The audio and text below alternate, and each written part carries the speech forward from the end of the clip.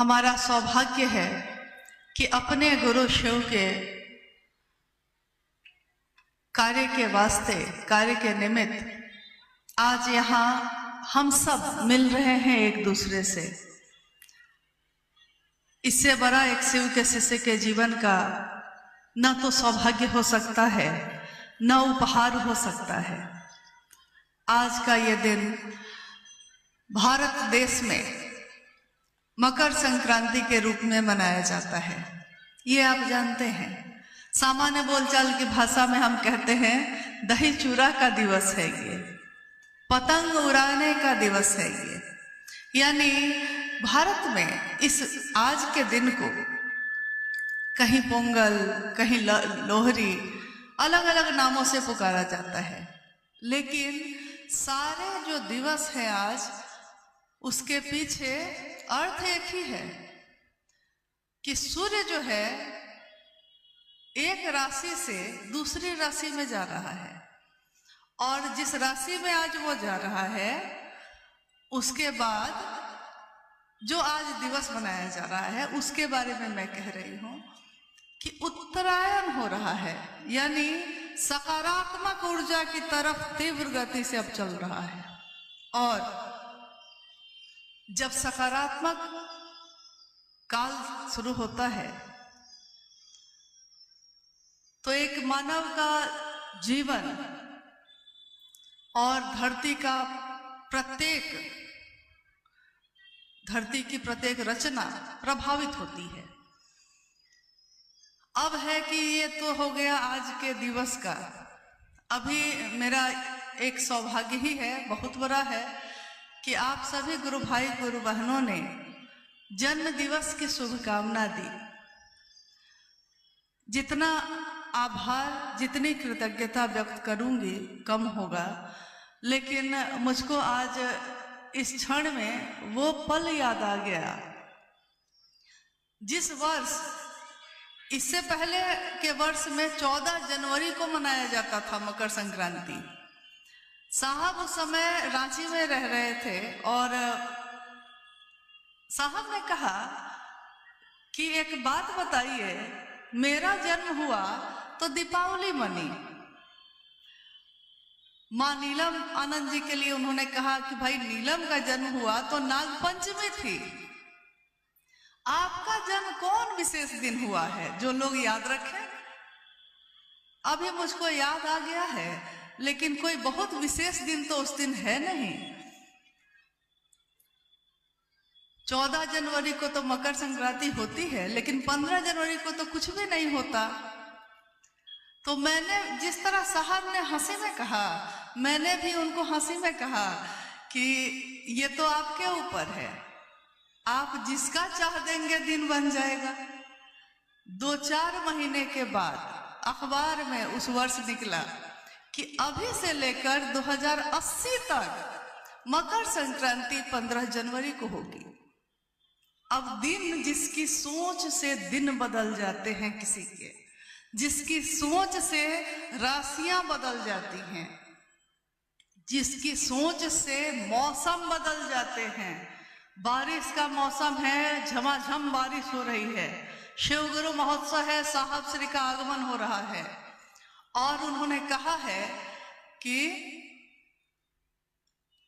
कम से कम आज के दिन थोड़ा ठहर जाओ, और बारिश रुक गई है, कड़ी धूप है, और उन्होंने चाहा है कि लोगों के सर पे छाया आ जाए, तो बादल छाया बनकर आ गए हैं। यहां तक कि उन्होंने दीमक और मच्छर को भी अगर कह दिया है कि अरे आज सोने दो, कम से कम कल सुबह 8 बजे आ जाना। और जिस बिस्तर पे दीमक ही दीमक थे, कहाँ चले गए कुछ पता नहीं, और जिस कमरे में मच्छर ही मच्छर थे दरभंगा में, कहाँ चले गए सब मच्छर कुछ पता नहीं। उन्हीं की सोच में एक दिन ये आया था 1974 में कि शिव मेरे गुरु होंगे, और उसके बाद उनके मन ने सोचा कि मेरे गुरु शिव हैं, धरती के प्रत्येक मानव के भी गुरु शिव हों। सोच है बस, हम भी सोचते हैं, आप भी सोचते हैं, लोग भी सोचते हैं, लेकिन हमारी सोच में और उनकी सोच में कितना अंतर है, बस इतना ही समझ जाइएगा। हम सोचते हैं कुछ भी नहीं होता, वो सोचते हैं तो कायनात बदल जाती है। कभी मैंने पढ़ा था कि शरीरधारी शिव के शिष्य मच्छिंद्र नाथ के शिष्य थे गोरखनाथ। मच्छिंद्र नाथ के लिए घटना हुई कि मच्छिंद्र नाथ एकदम निंद्रा में दिन रात हैं और दरवाजे पे उनका शिष्य गोरक्षनाथ आते हैं और कहते हैं कि जाग मच्छिंद्र गोरख आया। शिष्य को जगा रहा है अपने गुरु को और गुरु जाग जाते हैं। उस दिन जब साहब श्री हरिंद्रानंद जी ने शिव को अपना गुरु बनाया, उनके मन ने भी पुकारा, शिव तुम जागो, शिव तुम जागो। और जागे ही हो। लोग कहते हैं शिव तो सोए नहीं है, सही है, शिव तो सोए नहीं है, लेकिन अगर सारा जगत सोया है शिव के लिए, तो शिव तुम जाग कर भी क्या जागे हो? जो सबके हृदय में रहते हो उसमें तो जागो। और देखिए जिसकी सोच से क्या क्या नहीं बदल गया, जिसके विचार से क्या क्या नहीं बदल गया। आज हमारे आपके जैसे सामान्य से अति सामान्य लोगों के भी गुरु शिव हैं। हमारी कोई पात्रता नहीं, हमारी कोई योग्यता नहीं, हम लोगों ने कभी ग्रंथ नहीं पढ़े, हम लोगों ने कभी शास्त्र नहीं पढ़े, लेकिन तब भी हमारे गुरु शिव हो गए। ये कैसे हुआ? क्या मैं बहुत ज्यादा लायक हूं? क्या आप बहुत ज्यादा लायक हैं? कौन यहाँ योग्य है?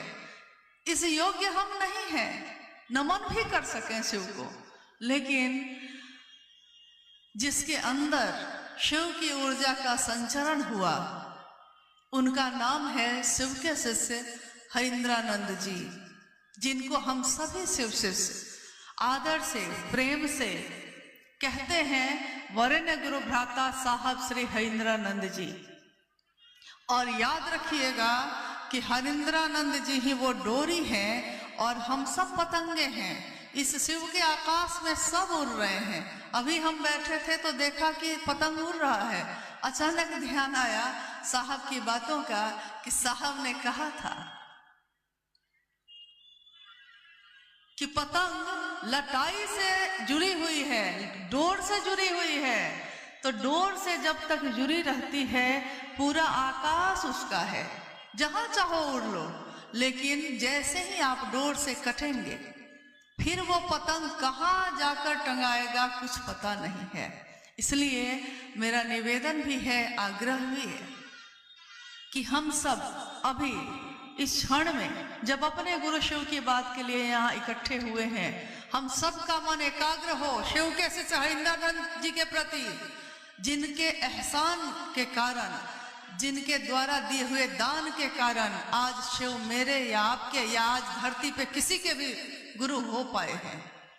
नहीं तो ये आज तक के इतिहास में कभी नहीं हो पाया। किस शिव की बात करते हैं हम? उस शिव की जिसको संसार के लोगों ने अनेक नामों से पुकारा। महादेव, देवों के देव हैं वो महादेव। महाकाल, काल को भी जिससे डर लगता है वो है महाकाल। महामृत्युंजय, जीवन और मृत्यु के चक्र से जो छूट दिला देता है, छोड़ दिया जाता है जिसके द्वारा, वो है महामृत्युंजय। महायोगेश्वर, महाअघोरेश्वर, जहां कोई तरंगे नहीं, जहां कोई हलचल नहीं, जो परम शांत है, शिव की सत्ता को वो नाम दिया गया। कुछ नहीं होता वहां। हमारी दुनिया में थोड़ी सी हवा चल जाए तो हमारी नाव डोलने लगती है, लेकिन उस महादेव के मन में लाखों ब्रह्मांड प्रति क्षण पैदा होते हैं और विलीन होते हैं, तब भी वो परम शांत है, वहां कुछ भी होता नहीं है। और जिसके बारे में एक कवि ने, पुष्यदंत जी ने लिखा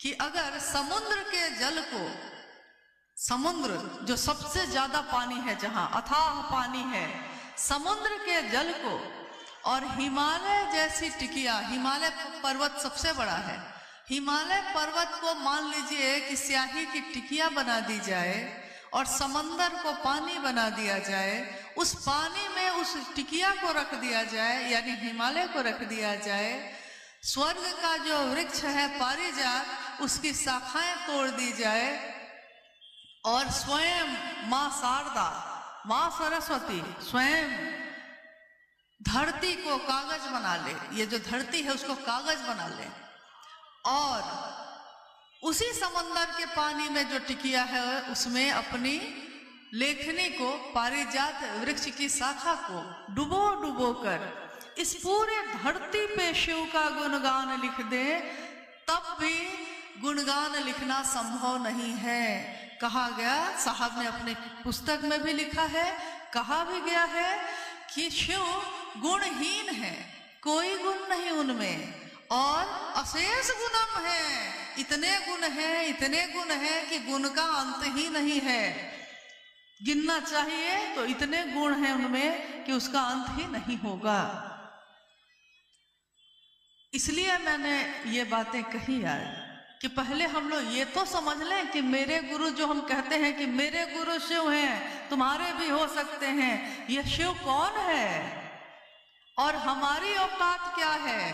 करोड़ों वर्षों पहले इस धरती की रचना हुई, आदमी का जो अस्तित्व है वो कितने लाखों वर्षों के बाद धरती पे जन्म लिया है। इस ब्रह्मांड में मेरी आपकी कोई औकात नहीं, एक क्षण पे हमारा नियंत्रण नहीं है, हमारे ही मन पे, हमारे ही दिल पे कोई नियंत्रण नहीं है। मेरा दिल अगली बार आज जिसको प्रेम करता है अगले ही पल उससे घृणा करता है, जिससे आज घृणा करता है अगले पल उससे प्रेम कर बैठता है। दिल तो मेरा ही है, लेकिन मेरा नियंत्रण अपने दिल पे भी नहीं है। मेरा ही दिमाग है, अगले क्षण में क्या सोचेगा आपको नहीं पता। अभी मैं पूछूं कि 1 मिनट के बाद आप क्या सोचने वाले हैं, आपको नहीं पता है, क्योंकि ये सारा नियंत्रण वहीं से चलता है जहां से हमने आपने जन्म लिया है। और उस परम सत्ता को, उस अक्षय स्रोत को नाम दिया धरती के लोगों ने शिव। सोच लीजिए, कल्पना भी जिसके बारे में हम नहीं कर सकते। अभी भाई शोभिंदर जी ने उस समय जब माल्यार्पण कर रहे थे हम लोग, उन्होंने कहा कि स्वागत है युग पुरुष तुम्हारा, तुमने जमीन पे गुरु शिव को उतारा। आप कल्पना करिए कि जिस शिव में इतनी ऊर्जा है, इतनी ऊर्जा है कि करोड़ों बिजलियां जिसका आहार है, चारों दिशाएं जिसका वस्त्र है, और जिसकी मात्र इच्छा में इतना बल है कि शिवेच्छा बलि ऐसी कहा गया, उस शिव को, उस अक्षय स्रोत को एक सामान्य दिखने वाला आदमी जो शरीर में हो इस धरती पे उतार कैसे सकता है? ये हुआ कैसे? ये तब तक नहीं हो सकता है जब तक स्वयं शिव ने ये इच्छा ना की हो। स्वयं शिव ने इच्छा करके अपनी ऊर्जा का संचरण उस मानव तन में नहीं किया हो, तब तक ये ऊर्जा धरती पे उतर ही नहीं सकती है। तो हम सिर्फ कल्पना करते हैं जब कि शिव कैसे हैं, या शिव ने जिनमें ऊर्जा उतारी है वो स्वयं साहब हरिंद्रानंद जी कैसे हैं, क्या ऊर्जा है उनकी, तो हमारा मन कांप जाता है, भय लगता है उनका नाम लेने में भी, उनकी बात करने में भी। लेकिन उन्होंने अपने आप को इतना नीचे किया, इतना सरल और सहज किया, ताकि संसार में रहने वाले प्रत्येक मानव जीवन में वो शिव की शिष्यता को उतार सके। कितना सरल किया। एक डिप्टी कलेक्टर गाड़ियों से नीचे उतर गया और उसने बस क्या पहना है, लुंगी और गंजी, और उस पे एक शर्ट, और वो भी शर्ट रोज नहीं धुलता है, खूंटी पे टांग दी जाती है। 3 दिन तक साहब वही शर्ट पहन रहे हैं। कहते हैं कि जो आता है, साहब हमेशा इस बात से चिढ़ते रहे, उन्होंने कहा कि ज्यादा अपना आव भाव में मत आइए, क्योंकि अगर आपके आव भाव के कारण कोई व्यक्ति आपके पास बैठकर शिव की बात नहीं सुन सका, तो फिर आपका ये दिखावा धरा का धरा रह जाएगा। इसलिए हमेशा शिव के शिष्य को इतना सरल होना चाहिए, इतना सहज होना चाहिए, ताकि हर व्यक्ति आपसे बात कर सके, हर व्यक्ति आपकी बात को सुनकर शिव की तरफ चल सके। ये स्वयं उन्होंने अपने जीवन से दिखाया। उनके जीवन में हमने देखा कि स्वयं में उन्होंने इतनी ऊर्जा को धारित किया है कि वो चाहे तो क्या नहीं होता है, होते देखा है हम लोगों ने। कितने लोग इसके चश्मदीद गवाह हैं कि जो उन्होंने चाहा है वो हुआ है, जो उन्होंने बदलना चाहा वो बदला है।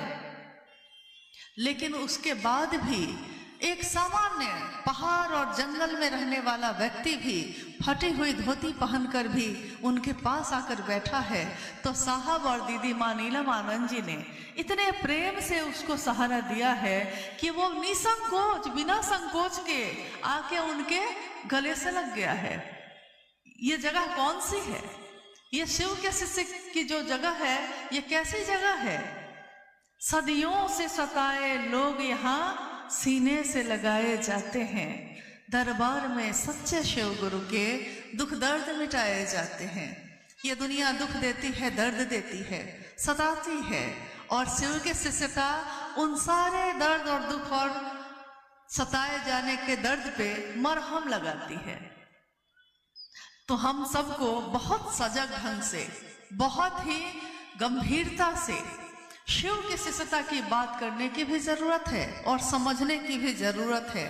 ये शिव की शिष्यता है, ये तमाशा नहीं है, ये तालीबाजी नहीं है, ये किसी लौकिक अपने सुख के लिए इसका उपयोग करने की पूरी तरह मनाही है, निषेध है। ये साहब ने अपनी चर्चाओं में कहा है, अपने पुस्तक आओ चले शिव की ओर में लिखा है कि ऊर्जा का संचरण, आध्यात्मिक ऊर्जा का संचरण अगर किसी के द्वारा हो रहा है, तो उस व्यक्ति का अपने जीवन में उस आध्यात्मिक ऊर्जा का उपयोग खुद के जागतिक सुख के लिए करना निषेध है, मना है, नहीं कर सकते।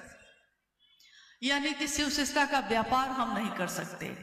मैं खुद अगुआ बन जाऊं, मैं खुद श्रेष्ठ बन जाऊं, मैं ही सब कुछ हूं, मैं यहाँ का मालिक हूं, यानी आप ये भी नहीं कर सकते।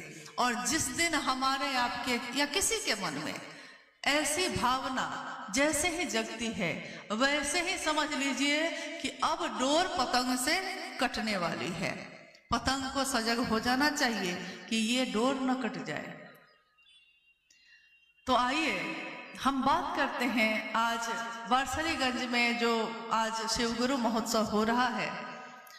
इस महोत्सव का उद्देश्य न तो भीड़ जमा करना है और ना तो कोई दूसरी बात यहाँ से करनी है, क्योंकि ये गुरु का मंच है। साहब की वाणी को याद करिए, गुरु का मंच जो है उसका उपयोग सिर्फ गुरु की बात के लिए किया जाता है, और वो बात ये होनी चाहिए ताकि जो बोल रहा है उसका मन, जो सुनता है उसका मन, दोनों का मन शिव भाव से डूब जाए। शिव की चर्चा का उद्देश्य भी यही होता है, शिव शिष्यों का अलौकिक उद्देश्य भी यही होता है। और आज का ये जो मौसम है, सुबह से तो काफी ठंड थी और अभी देखिए धूप निकल आई है। ये किसके इच्छा का प्रतिफल है?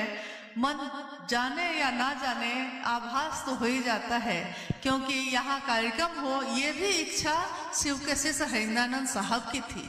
ये मेरी इच्छा नहीं, ये आपकी इच्छा नहीं, या यहाँ के जो आयोजक हैं उनकी इच्छा नहीं। उन्होंने स्वयं कहा था कि वारसलीगंज में कार्यक्रम होना चाहिए, तो हो रहा है।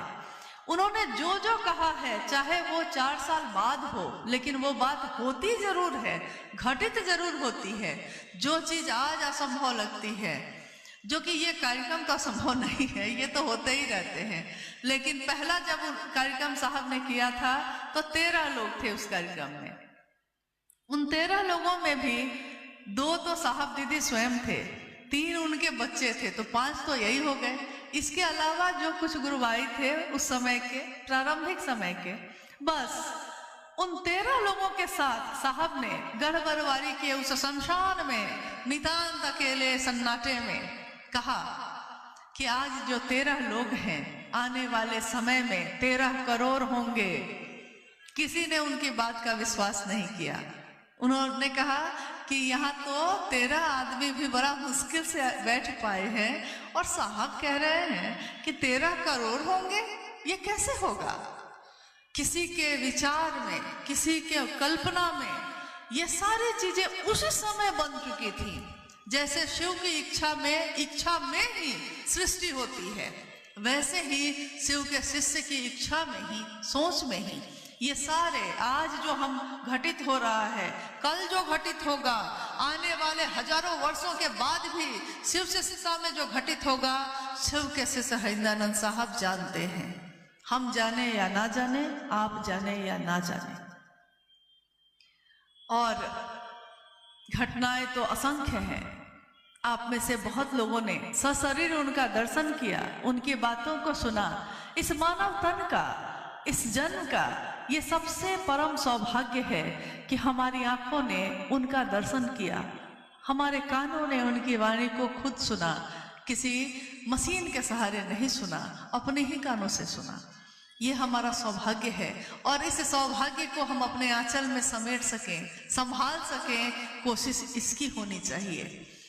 आइए हम लोग बात करते हैं, अगर कुछ जिज्ञासाएं आई हैं तो उस पे। और जिज्ञासाएं हमेशा मन में पैदा होती हैं, अपने आप होती हैं, बनाई नहीं जा सकती, क्योंकि ये दिल का मामला होता है, दिमाग का नहीं। जहाँ दिल का मामला हो वहाँ दिमाग काम नहीं करता, जहाँ दिमाग का मामला हो वहाँ दिल काम नहीं करता। भूख लगी है किसी को तो सामने की थाली जो है देने से पहले अगर सोचने लगे हैं कि उसको दे दिया तो मैं क्या खाऊंगा, तब तो दिमाग काम कर रहा है, नहीं दे पाइएगा। लेकिन जैसे ही किसी को देखा है भूखा है, थाली सामने है, अचानक उठाया है, थाली दे दी है, तो दिल काम कर रहा है, अब दिमाग काम नहीं कर रहा है। तो शिव के शिष्यता दिल का रास्ता है, यहाँ दिमाग का कोई काम नहीं।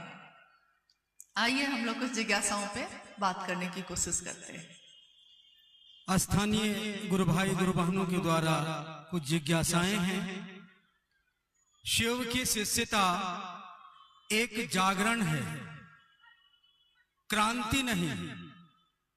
कैसे, कृपया समझाया जाए। ये पंक्ति है शिव के शिष्य हरिंद्रानंद साहब की लिखी हुई शिष्यानुभूति नाम की छोटी सी किताब है। उसमें उन्होंने लिखा है कि शिव की शिष्यता क्रांति नहीं है, ये एक जागरण है, आध्यात्मिक और मानसिक दोनों। क्रांति का अर्थ होता है कि किसी एक का शासन चल रहा है, उसको लोग मिल गए हैं, उसको नीचे उतार दिया है गद्दी पे, दूसरे को बैठा दिया है।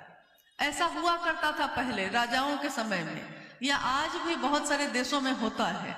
राजतंत्र है, कोई एक राजा है, देश के लोग षड्यंत्र में शामिल हो गए, एक को उतारा दूसरे को बैठा दिया। तो कहा गया कि 1974 में ये क्रांति हुई, 1972 में ये क्रांति हुई, या 1600 ईस्वी में ये क्रांति हुई।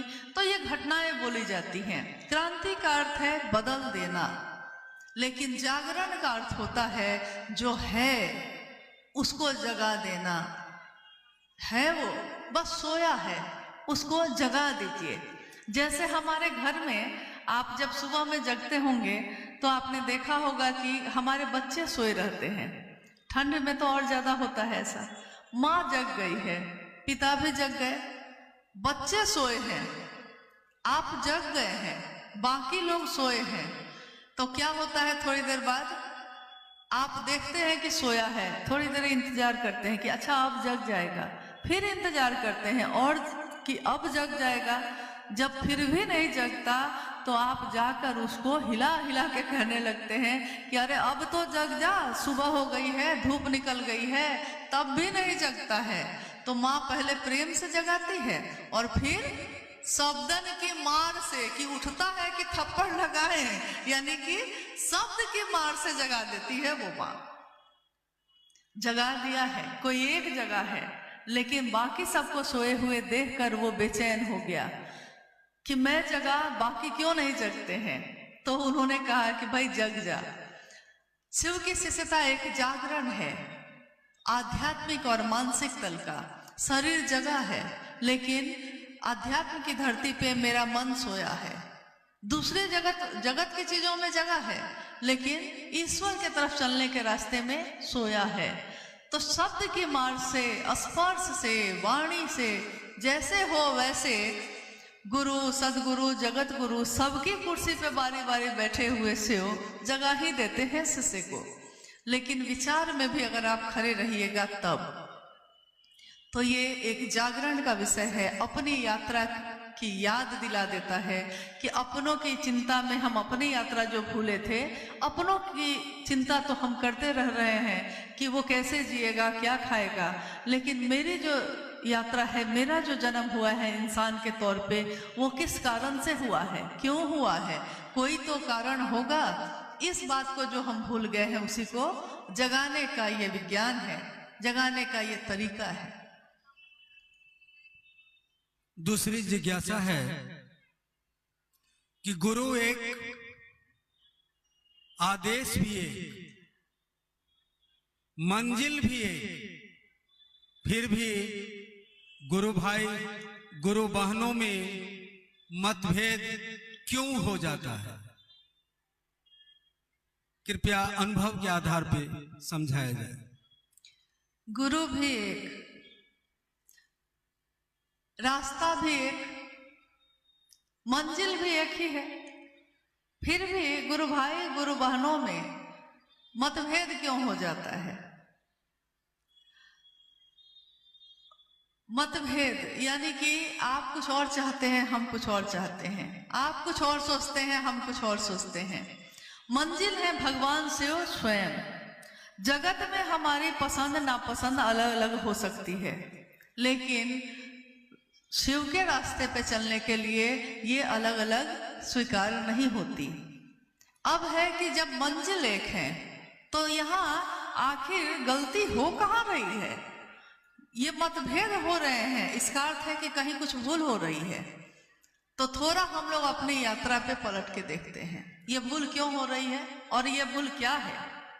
मंजिल एक है, यानी साहब ने साफ साफ शब्दों में कह दिया है कि शिव स्वयं मंजिल है, शिव तक मेरे मन को जाना है। ये मन की बात हो रही है। शरीर में आप वारसलीगंज में रहते हैं, या कोई गुरु भाई शेखपुरा में रहते हैं, कोई जमुई में रहते हैं, कोई लखीसराय में, कोई रांची में रहते हैं। शरीर से हम अलग अलग रहते हैं, लेकिन हमारा मन मंजिल के तौर पे जानता है शिव को, यानी मन की बात हो रही है ये। तो शिव मंजिल है और उस रास्ते पे हमको चलना है। रास्ता शिव शिष्यता का है। अब शिव शिष्यता क्या है? शिव शिष्यता एक भाव है, ये हृदय का पक्ष है, मस्तिष्क का नहीं। हृदय का पक्ष जो होता है वो सीधे करता है, सोचता नहीं है, कर डालता है, सोचता बाद में है। तो तीनों सूत्र के बारे में साहब ने कहा कि तीनों सूत्र जो हैं साधन है, यानी आप इसको पकड़ के इसके सहारे महादेव तक पहुंच सकते हैं, मंजिल तक पहुंच सकते हैं। ये साधन क्या है? पहला सूत्र मन ही मन, ये कहना। भूल हमसे कहाँ हो रही है, इसके लिए आइए पहले शुरुआत से शुरू करते हैं। जिस दिन हमारे नाम की घोषणा होती है, किसी ने घोषणा की है, आज से, अभी से इस गुरु भाई ने, इस व्यक्ति ने शिव को अपना गुरु बनाया है, इसके नाम की सूचना शिव के अंतरिक्ष साम्राज्य को प्रेषित की जाती है। और कृपया ये दर्ज हो, सूचना दर्ज हो अंतरिक्ष साम्राज्य में, और कहते हैं हम लोग जागा जागा महादेव। ये घोषणा है, यानी एक ध्वनि है, एक शब्द है, बोला जा रहा है। लेकिन ये विचार तुरंत दिमाग में पैदा होता है, विचार दिमाग में ही पैदा होता है। लेकिन जैसे ही हम दूसरा सूत्र पे आते हैं, दूसरे सूत्र की बात करते हैं, और पहले सूत्र में ही जब हम कहते हैं कि हे शिव आप मेरे गुरु हैं, मैं आपका शिष्य हूँ, मुझ शिष्य पर दया कर दीजिए, तो उस शब्द के साथ ही हमारा मन जुड़ जाता है कि हे शिव आप कौन है? आप दुनिया के हैं, सार्वजनिक हैं, सबके हैं, ईश्वर है, महेश्वर है, पता नहीं क्या क्या आप हैं, लेकिन आप मेरे हैं। अब मन समझ रहा है मेरा, और उसके बाद कहता है कि मैं आपका हूं। अब आप जो कहेंगे वो मैं सुनूंगा, वो मैं करूंगा। यानी शिष्य का मतलब ही होता है जो गुरु के आदेश अनुसार चलने योग्य हो, जो गुरु के अनुशासन में रहने योग्य हो। मुझ शिष्य पर दया कर दीजिए। भूल क्या होती है? मुझ शिष्य पर मैं किसी की बेटी हूं, किसी की पत्नी, किसी की मां, किसी की बहन, किसी के मित्र, लेकिन मैं क्या कह रही हूं? अभी हम बोल क्या रहे हैं? हम बोल रहे हैं कि मुझ शिष्य पर दया करिए। गुरु को पुकारता है शिष्य और कहता है मुझ शिष्य पर दया करिए, लेकिन बोलता ये है, सोचता ये है कि मेरा परिवार ठीक रहे, मेरे बच्चे ठीक रहे, मेरे पति का नौकरी लग जाए, बिजनेस ठीक रहे, हमको कोई दुख नहीं हो, पैर में दर्द है तो ठीक हो जाए, पेट में दर्द है तो ठीक हो जाए। देखिए, बोल रहे हैं शिष्य पर दया करिए, और जैसे ही शिष्य पे दया होनी शुरू हुई है कि शिष्य ने पाला बदल दिया। उसने कहा कि अब मेरा परिवार आ गया, मेरा कहा था शिव को मेरा, बोल रहे हैं शिव को मेरा, और सोच रहे हैं ये है मेरा, बोली में है। यानी तो बोली से जिस दिन हमारे दिल में ये प्रवेश कर जाएगा तो मामला तो वहीं पे ठीक हो जाएगा। कि जिस तरह पत्नी के लिए परवाह करते हैं, बेटा के लिए परवाह करते हैं, शिव की परवाह भी पैदा हो जाएगी। दूसरे सूत्र में साहब ने कहा कि शिव की चर्चा के पीछे आपका एकमात्र उद्देश्य होता है कि स्वयं भी शिव के शिष्य बने और दूसरों को भी प्रेरित कर सकिए। अब है, साहब ने कहा कि बड़े बड़े कार्यक्रम हो रहे हैं, हालांकि आज भी हो रहे हैं, लेकिन आपने देखा होगा कि एक तूफान सा है, पूरे जिले में कार्यक्रम हुए जा रहे हैं, अंत ही नहीं है। संभाषण भी सुंदर हुए जा रहे हैं। मंच से मैं बहुत सुंदर संभाषण करूं और नीचे उतर के मेरा चरित्र जब आप देखते हैं तो आप कहते हैं कि क्या यही व्यक्ति था जो मंच पे कुछ और बोल रहा था, और जिसके मन से कोई संकीर्णता नहीं गई, तो ये क्या बोल रहा है? ये व्यक्ति मंच पे बैठता है, गुरु के मंच पे। मैंने प्रारंभ में ही कहा, शिव का नाम लेने से भी हमको भय होता है। इस मंच पे बैठने योग्य हम लोग नहीं हैं, लेकिन साहब हरिंदर जी ने ये श्रेय दिया है कि शिव मेरे गुरु हुए हैं, तो उस गुरु के मंच पे चेला बैठ के बात कर रहा है। चर्चा भी गुरु की, शब्द भी साहब हरिंद्रानंद जी के, लोग भी, आप भी उनके, हम भी उनके, और ये बीच में मामला कुछ और क्यों हो जाता है? चर्चा, शिव की चर्चा का अर्थ होता है कि हम ऐसे हो जाएं कि कहीं से गुजरे तो लोग कहें कि शिव के शिष्य जा रहे हैं। चर्चा गुरु की, गुरु लगा है उसमें, शिव गुरु चर्चा, उसी में लगा हुआ है ये शिव गुरु चर्चा, यानी शिव है गुरु, उनकी चर्चा होनी है। और इस चर्चा में हम जो बोलते हैं, ये भाव मेरे अंदर नहीं था, आपके अंदर भी नहीं था, ये भाव मेरे अंदर पैदा ही हुआ है शिव शिष्य हरिंद्रानंद जी की बातों को सुनकर। यानी शब्द उनके, इसमें ऊर्जा उनकी, इसमें ताकत उनकी, इसमें प्रभाव उनका, और मेरा तो बस इतना ही है कि हम बैठ के बोल रहे हैं, बस इतना ही है, दिख रहे हैं, लेकिन ये हम हैं नहीं, ये आप हैं नहीं जो आप दूसरों से बोलते हैं। ये तो उस महादेव की असीम दया है कि उनकी वाणी कोई बोलता है, कोई सुनता है। तो शिव की चर्चा जैसे ही अपना रूप बदलेगी, उसका प्रभाव भी बदलेगा। जब तक हमारी मनसा ये रहेगी कि मेरे गुरु भी शिव हो जाएं, आपके गुरु भी शिव हो जाएं, और मुझको भी गर्व है कि मैं शिव का शिष्य, आपके अंदर भी वो गर्व पैदा हो जाए कि मेरे गुरु शिव, इससे सुंदर बात और कुछ भी नहीं हो सकती। इससे ज्यादा सानिध्य, इतना सुंदर सानिध्य किसी का नहीं मिल सकता।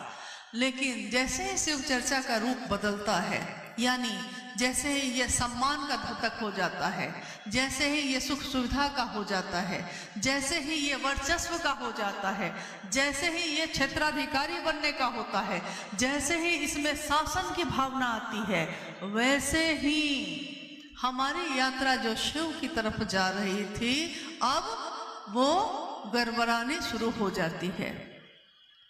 एक बार साहब ने कहा कि आप लूडो खेलते हैं। लूडो एक खेल है, आप लोग खेलते हैं कि नहीं मुझको नहीं पता, लेकिन साहब दीदी के साथ हम लोगों ने कभी कभी खाली समय में उस खेल को खेला है। तो साहब कहते थे, उसको दिखा के कहते थे कि देखिए इसने 0 से शुरू किया था, 0 से, यानी कि कोई नहीं था उस समय, 0 से शुरू किया, आगे बढ़ता गया, 10 number, 20 number, 50 number, 60 number, 70 number, अब 99 पे चला गया है, यानी बस एक कदम और वो शिव हो जाएगा, बस एक कदम यहां तक चला गया है। लेकिन वहीं पे ये जितनी चीजें अभी मैंने कही, उसमें से कोई भी अगर काट लिया ना, कोई भी अगर इसको डस लिया, तो 99 से सीधे 0 पे आ जाता है, बस एक कदम ही तो बचा था। उसी के लिए महादेव से दया मांगिए कि हमारा मन इसको नहीं पकड़े। ये मन है तो बड़ा बेचैन, बड़ा शैतान, पकड़ता है इन चीजों को, लेकिन हमारा मन इन चीजों को ना पकड़ सके, इसकी दया उस शिव से मांगिए। हे शिव, मुझ शिष्य पर दया करिए कि मैं हमेशा सदैव आपके अनुशासन में रहूं, जो आपने चाहा है वो करूं, जो दूसरे चाहते हैं वो मुझको नहीं करना, मुझको वो करना है जो मेरे गुरु शिव ने कहा है। और मेरे गुरु शिव ने सीधे सीधे मुझको नहीं कहा था, उन्होंने सहारा लिया था एक मानव तन का, और वो मानव तन अगर हम आप इतने ही काबिल थे तो हमारा क्यों नहीं लिया? क्यों साहब हरिनंदन जी के शरीर का सहारा लिया? क्योंकि ऊर्जा को जो संभाल सकता है, ऊर्जा हमेशा उसी का सहारा लेती है पास करने के लिए। इस माइक में भी करंट है, बल्ब जो जल रहा है उसमें भी करंट है, तार में भी करंट है, लेकिन 440 वोल्ट जब आता है वोल्टेज, तो वो ट्रांसफार्मर ही संभाल सकता है, पतली पतली तार उसको नहीं संभाल सकती, जल जाएगी। इसलिए ऊर्जा जो असीम है, ज्ञान के निधि अगम है, वो उनकी ऊर्जा जब उतरती है धरती पे तो ऐसे का सहारा लेती है जिसको इस दुनिया के लोग सुन सके, देख सके और तब निराकार की तरफ चल सके। क्योंकि हम जो हैं, हमारे 5 ज्ञानेंद्रियां जब काम करेंगी तब ना हम शिव की तरफ चल सकेंगे, सीधे शून्य में हमारा मन नहीं जाता। तो उसका सहारा लिया। शिव की चर्चा का रूप हमेशा, चाहे हम एक से करें शिव की चर्चा तब, चाहे लाखों से करें तब, न हमारा मन बदलना चाहिए, न हमारा मनसा वाचा कर्मणा, न मन न वचन न कर्म। शिव के शिष्यों का मनसा वाचा कर्मणा सब एक होना चाहिए। समाज में एक उदाहरण पेश होता है कि जो शिव की बात करते हैं, देखिए कितना सुंदर चरित्र है। शिव को तो लोगों ने विष भी दिया था ना। समुद्र का मंथन हो रहा है, समुद्र के मंथन से कितनी चीजें निकली। कथा है कि माँ लक्ष्मी भी उसी में से निकली, पारिजात का वृक्ष भी उसी में से निकला, कामधेनु गाय भी निकली, बहुत सारी चीजें निकली। जब तक अच्छी अच्छी चीजें निकली सबने बांट ली, लेकिन उसके बाद मंथन होते होते होते होते हलाहल निकला, यानी कालकूट विष। विष का नाम ही रख दिया गया कालकूट। इतना जहर उसमें, इतना जहर कि उसके कारण हवाओं में जो जहरीलापन आ रहा था उससे लोग मूर्छित होकर गिरने लगे। देवता राक्षस सब मूर्छित होकर गिरने लगे। सब दौड़े महादेव के पास, कथा है ये, महादेव के पास चले गए और सबने निवेदन किया कि अगर आप नहीं संभालेंगे तो कोई यहाँ जीवित नहीं बचेगा। एक ऐसा जहर। और कथा है कि महादेव ने अपनी अंजुरी में उस हलाहल को बड़ा सहज ढंग से लिया और पी लिया, कंठ में ही रख लिया तो नीलकंठ हो गए। सोचिए जमाने ने उनके साथ क्या किया, लेकिन शिव का गुण क्या है? शिव का गुण ये है कि उनको मिला जहर, लेकिन उन्होंने क्या दिया सबको? अमृत। शिव ने सबको अमृत दिया है। तो चाहे मेरे साथ जमाना जो करे, लेकिन मैंने जिस दिन कहा है कि शिव मेरे गुरु हैं, तो मेरा यानी एक शिव के शिष्य का विचार या उसका बर्ताव या उसकी बोली दूसरों के लिए हमेशा प्रेमपूर्ण होनी चाहिए। अमृत। और एक दिन जो आपने दिया है जमाने को, जमाना आपको वही लौटाएगा। ये है साहब श्री की वाणी। उन्होंने कहा है ये भव समंदर है, ये भवसागर है, ये जीवन, और इस जीवन के समंदर में आप चप्पल फेंकिएगा तो चप्पल ही वापस आएगा, प्रेम दीजिएगा तो प्रेम ही वापस आएगा, शिव दीजिएगा तो शिव ही वापस आएगा। इसलिए हमेशा शिव की चर्चाओं में शिव को देने, शिव को लेने की बात करिए। इसके अलावा अगर कोई लौकिक कामना शामिल होगी तो इसका क्षमा जिसे कर सके न तुम भी, महादेव भी जिसको क्षमा ना कर सके, हे महादेव हमसे कोई वैसी भूल ना हो जाए जिसकी क्षमा शिव के पास भी नहीं होगी। क्योंकि अगर मेरे किसी कृत्य से कोई शिव की तरफ चलने से रुक गया तो इसकी क्षमा तो शिव भी नहीं करेंगे। तीसरे सूत्र में यानी शिव को नमन करने की बात कही गई है। शिव को नमन भी तो मेरा मन ही करेगा, ये भी मन ही होता है, मन ही करता है किसी को प्रणाम। इसका प्रयास करिए, नमः शिवाय से कर सकते हैं। साहब के जीवन में सबसे पहले शिव को गुरु बनाने के बाद सबसे पहले नमः सांसों के साथ आया और शिवाय सांसों के साथ उतर गया, यानी नमः आया और शिवाय उतर गया, बस इतना ही हुआ। उन्होंने भी उतना ही दिया लोगों को जितना उनके गुरु शिव ने उनको दिया था, न कम न ज्यादा। उन्होंने कहा मेरे गुरु शिव ने जो भी मुझको कहा है, जो भी दिया है, वो मैंने सबको बांट दिया, सबको दे दिया। अब इसके अलावा और क्या होना चाहिए ये मेरे गुरु शिव ने मुझको नहीं कहा है, इसलिए और क्या क्या इसमें मिलाना चाहिए ये मिलावट करने के लिए मुझको मेरे गुरु ने नहीं कहा है तो मैं नहीं करूँगा। नतीजा ये हुआ कि कितने ऐसे लोग जो उनके साथ चले, कुछ लोगों ने साथ छोड़ा भी, कुछ नए लोग और जुड़ भी गए। ये सिलसिला चलता रहा और एक तरफ शिव की यात्रा चलती रही, एक तरफ जगत का ये जीवन चलता रहा। कितने इसके तारे टूटे, कितने इसके प्यारे छूटे, पर बोलो टूटे तारों पर कब अंबर शोक मनाता है? अंबर शोक नहीं मनाता, शिव के शिष्य शोक नहीं मनाते।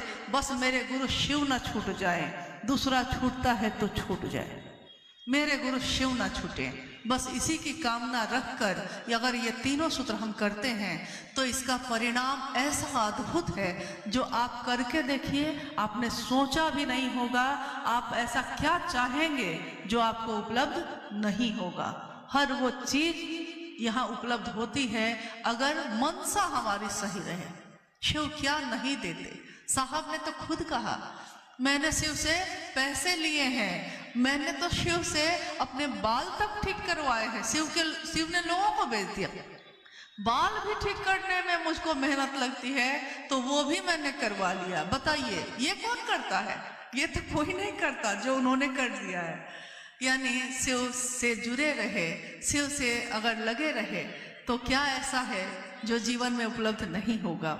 तो हम सब बस एक चीज पे टिके रहें, मंजिल है भगवान शिव स्वयं, रास्ता है शिव शिष्टता का और हम सब यात्री हैं।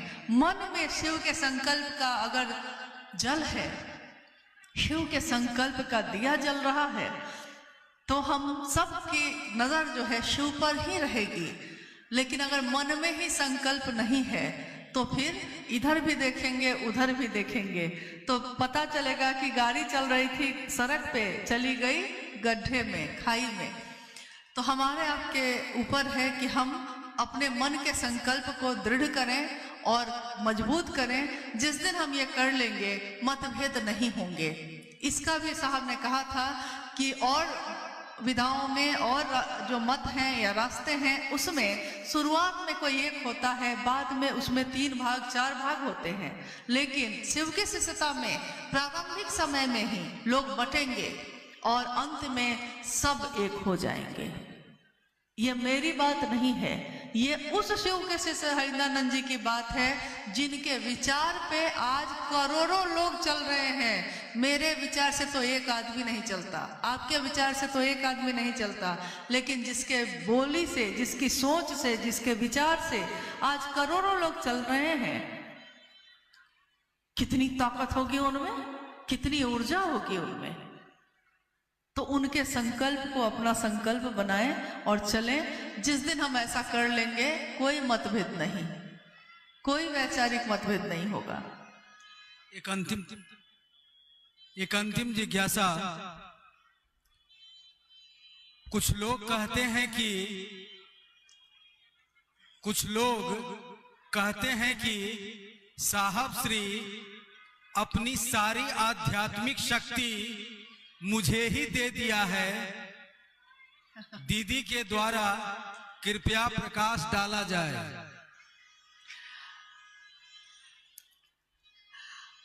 आप में से जिज्ञासा आपने सुनी है? अगर नहीं सुनी है तो फिर से बोल देते हैं।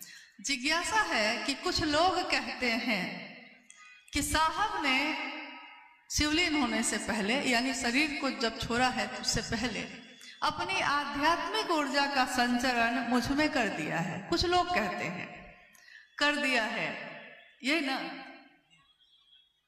हाँ, आप में से कितने लोगों ने, चूंकि मुझको लगता है कि सब तो गुरु भाई गुरु बहन ही है हमारे, कितने लोगों ने आओ चले शिव की ओर जो पुस्तक है वो पढ़ी है? कृपया हाथ उठाइए, कितने लोगों ने पढ़ी है? इतने लोगों ने, तो लगभग सबने पढ़ी है। फिर से घर जाकर उसको गौर से पढ़िएगा। उसमें 201 या 2 है, एक पन्ने पे आओ चले शिव की ओर किताब का अंतिम जो आलेख है, वो भी, उसका भी आलेख का शीर्षक जो है वो है आओ चले शिव की ओर।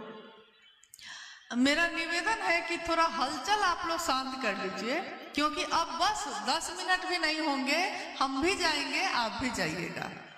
और इस बात का वास्ता हमसे भी है, आपसे भी है, इसलिए इसको सुन लीजिएगा गौर से, ताकि कम से कम आगे की यात्रा तो ठीक से करें हम लोग।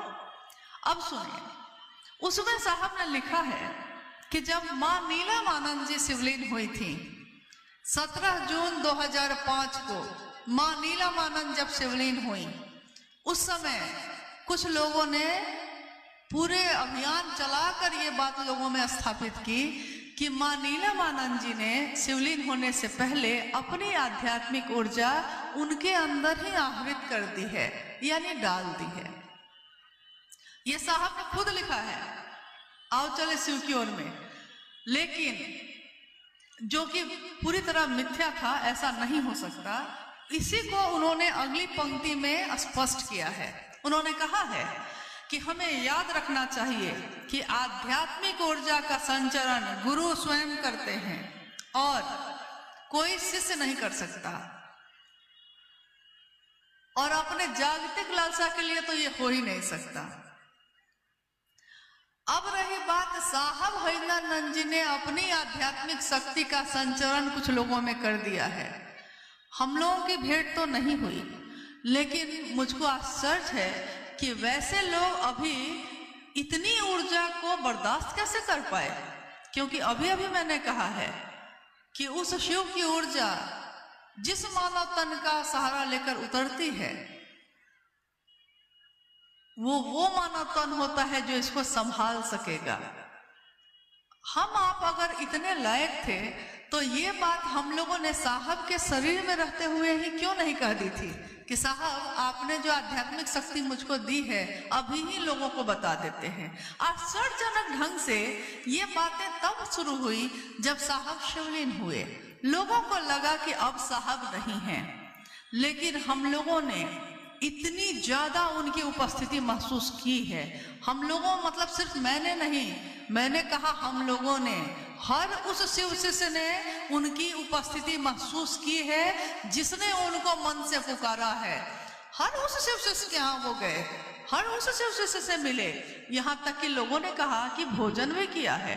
तो ये तो असंख्य घटनाएं हुई हैं, यानी कि उन सभी असंख्य लोगों के अंदर साहब ने ये बात डाली होगी, और साहब ने डाली तो है ही, लेकिन हर व्यक्ति के अंदर, और किसी एक व्यक्ति के शरीर को चुन के नहीं, उनकी सारी ऊर्जा इसी विचार में है कि शिव मेरे गुरु हैं। जो इस विचार को अपनाएगा, साहब हरिनंदन जी की आध्यात्मिक ऊर्जा का संचरण तीव्र गति से उसके मन के अंदर होता है। प्रत्येक व्यक्ति जो इसको स्वीकार करेगा, जिसने इसको सुना है, जिसने इसको माना है, हर व्यक्ति के अंदर उन्हीं की ऊर्जा चल रही है। और कौन है यहाँ? हाँ, ये है कि हम लोग पहचान सके वैसे लोगों को जो हमें गुमराह करते हैं, जो हमें भटकाते हैं। तो अब भटकाने के लिए मुझको नहीं लगता कि शिव के शिष्य इतने, शब्द मूर्ख तो नहीं बोलना चाहिए इतने मूर्ख तो नहीं होते। वो तो बस मूर्ख होने का दिखावा करते हैं, वो बस दिखावा करते हैं कि हम सर झुका के जो बैठे हैं, आपकी बात जो सुन रहे हैं और बहुत अच्छे तरीके से आपकी बात को समझ भी रहे हैं कि जिस साहब ने, जिस शिव के शिष्य ने कभी अपनी स्थापना नहीं की, कभी लोगों से ये नहीं कहा कि मुझसे मिलना जरूरी है, जिस साहब ने कभी ये नहीं चाहा कि महादेव की तस्वीर के बगल में उनकी तस्वीर लगे, लेकिन आज लगाई है हमने। जान लीजिए कि क्यों लगाई है, इसके पीछे भी कहानी है। मां नीलम आनंद उस समय शरीर में थी। कितने जगह के गुरु भाई, गुरुबान, पुराने गुरु भाई कुछ बैठे भी हैं। लोग जब शिव गुरु महोत्सव के लिए आते थे तो वो कहते थे कि साहब आपकी और दीदी की तस्वीर हम लगाना चाहते हैं, और साहब कहते कि मैंने शिव की स्थापना की बात की है, मेरी तस्वीर क्यों लगाओगे। लेकिन लोग निवेदन करते रहे और साहब मना करते रहे। जब दीदी मां नीलम आनंद जी शिवलीन हुई और ये हवा उठी कि हाँ दीदी ने मुझको दे दी शक्ति, दीदी ने मुझको दे दी शक्ति, तो साहब ने कहा यार अब नीलम शरीर में नहीं है, उनकी तस्वीर लगा सकते हो विवश होकर, ताकि एक ही जगह जुड़े रहिए भाई। अब देखिए उसके बाद भी कुछ समय और गुजरा, कुछ जगह पे शिव गुरु महोत्सव का आयोजन हुआ। आयोजकों ने साहब से निवेदन किया कि साहब महादेव की तस्वीर के साथ आपका और दीदी का भी तस्वीर बैनर पे लगाना चाहते हैं। साहब ने स्पष्ट शब्दों में मना कर दिया। उन्होंने कहा कि नहीं, मेरी तस्वीर क्यों लगेगी, लोग महादेव को देखेंगे, मुझको क्यों देखेंगे, मना कर दिया। और जब साहब स्वयं उस जिले में शिव गुरु महोत्सव में भाग लेने के लिए गए, तो उस जिले में प्रवेश द्वार पे जो बैनर लगा था, उस बैनर पे महादेव की तस्वीर थी, मां नीलम आनंद जी की तस्वीर थी, और जो वहां के मुख्य आयोजक थे उसी गुरु भाई की तस्वीर लगी थी। आश्चर्य लगा हम लोग को, इतना दुस्साहस कोई कैसे कर सकता है, ये साहस कैसे हुआ। लेकिन साहब ने कुछ नहीं कहा। फिर कुछ समय बीता, फिर एक जगह आयोजन में जितने आयोजक थे, फिर उन सब में से लगभग 10 लोगों की तस्वीर उस बैनर पे थी। लौटने के बाद हम सबों ने साहब से हाथ जोड़कर निवेदन किया था उस दिन कि साहब आप अनुमति दीजिए अपनी तस्वीर को लगवाने की, इसलिए कि अगर आपकी एक तस्वीर नहीं लगी तो हर व्यक्ति अपनी तस्वीर लगवाने के चाहत में खड़ा है, और ये नहीं होना चाहिए। इसलिए विवश होकर उस दिन भी साहब ने इसकी अनुमति दी कि ठीक है, आज से महादेव के साथ साहब दीदी की तस्वीर भी लगेगी।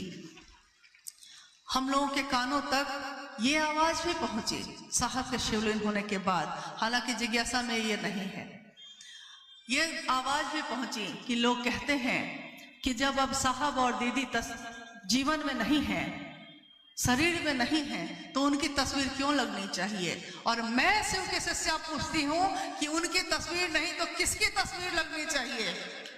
महादेव की नहीं, महादेव के शिष्य की नहीं तो किसकी? जो हम लोग इस यात्रा में हैं उनकी तस्वीर लगनी चाहिए। और ये नहीं होगा। हाँ, तस्वीरें माध्यम होती हैं, शिव की तस्वीर माध्यम होती है शिव तक पहुंचने का। शिव नहीं होती लेकिन शिव की छाया होती है तो हमारे लिए नमन के योग्य है। साहब मन से मिलते हैं, दीदी माँ मन से मिलते हैं, तस्वीरों से नहीं मिलते। लेकिन उनकी तस्वीर ना लगाएंगे तो नतीजा तो ये हो रहा है कि हर व्यक्ति अपनी तस्वीर लगा रहा है। क्या उसकी शरीर की मौत नहीं होगी? तब किसकी तस्वीर लगेगी? इसका अंत नहीं होगा। इसलिए यहीं पे अंत कर दिया जाए कि बस एक तस्वीर लगेगी साहब की, एक तस्वीर लगेगी माँ नीलमानंद जी की, और मेरे गुरु शिव की तो लगेगी ही लगेगी। क्योंकि भारत देश शिव की पूजा करता है, शिव को अपने दिल में धारण करता है, और शिव की शिष्यता हम सबको नमन के योग्य बनाती है। जो शिव के लिए झुकेगा वो सबके आगे झुकेगा। सबके आगे मतलब कौन? सोचना होगा ना। सबके आगे मतलब कौन? अगर आपके झुकने से रिश्ते बच जाएं, कहीं पढ़ा था मैंने, आपके झुकने से कोई रिश्ता अगर बच जाता है तो आपको झुकना चाहिए। लेकिन अगर बार बार आप ही को झुकना चाहिए तो आपको रुकना चाहिए। और शिव के लिए झुकने वाला सबके आगे झुकेगा। जो उनके गले में नाग है वो उसके लिए भी झुकेगा। जो उनके बगल में खड़ा है बसहा उसके लिए भी झुकेगा। जो उनके पुत्र हैं उनके लिए भी झुकेगा। जो उनकी सवारी है उसके लिए भी झुकेगा। वो ये नहीं सोचता कि एक शेर है और एक चूहा है, हम शेर के आगे झुकेंगे, चूहा के सामने नहीं झुकेंगे, ये नहीं सोचता। शिव भाव की परिधि में जो है वो सबके आगे झुकता है। लेकिन कब? जब वो शिव भाव में दिखता है तब, जब वो शिव के गले में धारण किए हुए है तब, जब वो शिव की सवारी बना हुआ है तब। लेकिन जिसने शिव को ही छोड़ने का सोच लिया हो उसके आगे क्या करेंगे हम? इसलिए इसमें बहुत नहीं पढ़ने की जरूरत है। हमको पढ़ने की जरूरत बस इतनी है कि साहब हरेंद्रानंद जी को न भूल जाए हम। क्योंकि इतनी कथाएं आजकल चल रही हैं शिव चर्चाओं में, हर व्यक्ति अपनी ही कथा कह रहा है। कभी कभी तो मुझको आश्चर्य होता है कि जब किसी गुरु भाई या किसी गुरु बहन के द्वारा सुनने में आता है कि वो कहते हैं कि मैं उस समय बैठा था, मुझको साहब ने ऐसा कहा, मुझको दीदी माँ ने ऐसा कहा, तो मुझको लगता है कि क्या उस समय पूरी पृथ्वी पे सिर्फ साहब दीदी और वही व्यक्ति थे और बाकी कोई साहब के पास नहीं बैठता था? और क्या दीदी माँ ने सिर्फ एक ही व्यक्ति को अपनी सारी ममता दे दी है, हम लोगों को और आप लोग को किसी को नहीं दिया है? तो माँ की ममता करुणामयी होती है, वो सबको एक समान देती है। और पिता का वात्सल्य भी पोषित और पुलवित करता है, वो सबको एक समान चाहता है। तो साहब हरिंद्रानंद जी ने अपने लिए सेवा तो किसी से ली नहीं इस जीवन में। इस शरीर में रहते हुए आज तक उन्होंने सेवा नहीं ली है लोगों से। कोई नहीं कह सकता कि जाकर उसने कभी पांव दबाए हो साहब के, कोई नहीं कह सकता कि उनका कपड़ा धोया है किसी ने, कभी नहीं। हाँ, उनके नाम पे लोग दूसरों से करवाते हैं ये काम। साहब हरिंद्रानंद जी के घर में मैंने खुद अपनी आंखों से कभी नहीं देखा कि किसी गुरु भाई गुरु बहन से काम करवाया जाता हो। वहाँ हम लोग खुद कर ले, लेकिन गुरु भाई गुरु बहनों को ये कहने का अधिकार साहब ने किसी को नहीं दिया। उन्होंने साफ कहा शिव के शिष्य को, शिव के शिष्यों का सम्मान करना होगा। और चाहे वो आज का शिव शिष्य हो या 30 साल पहले का शिव शिष्य हो, शिव की नजर में वो बराबर है। यहाँ कोई बड़ा नहीं, कोई छोटा नहीं, कोई अमीर नहीं, कोई गरीब नहीं, शिव के शिष्य सब बराबर हैं। इसलिए अगर वरिष्ठ हैं तो आप सब हैं, अगर बड़े हैं तो आप सब हैं, और आप एक के पीछे हजारों लोग हैं। आने वाले समय में असंख्य लोग जो सामान्य हैं, अति सामान्य हैं, क्योंकि सामान्य से अति सामान्य लोगों ने ही महादेव के काम को आगे बढ़ाया है। जो सामान्य है मतलब जो अति सामान्य है, इसका अर्थ जो अति सामान्य, जिनको सोचना पड़ता है कि अगले दिन हम क्या खाएंगे, पैसा नहीं है, पैदल चलकर, साइकिल से चलकर, मीलों मील जाकर महादेव की बात पहुंचाते हैं और लौट जाते हैं। लोग कहते हैं कि खा लीजिए भैया, भूख लगी है, लेकिन संकोच में पड़ जाते हैं।